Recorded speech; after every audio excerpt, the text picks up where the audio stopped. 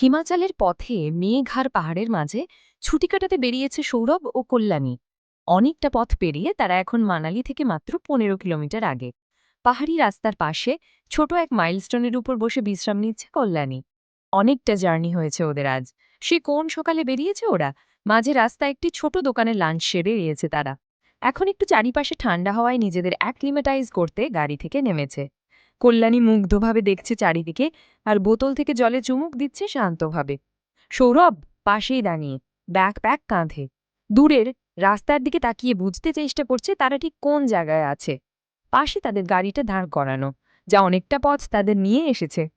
চারপাশে নয়নাভিরাম সবুজ বনভূমি, বরফে ঢাকা পাহাড়ের চূড়া দূর থেকে দেখা যাচ্ছে। হালকা রোদের মাঝে ঠান্ডা বাতাস যেন তাদের এই পাহাড়ি সফরকে আরও রোমাঞ্চকর করে তুলেছে। দুজনেই ক্লান্ত হলেও তারা আনন্দে ভরপুর। সামনে আরও কিছুটা পথ বাকি, তারপরই তাদের স্বপ্নের গন্তব্য মানালি।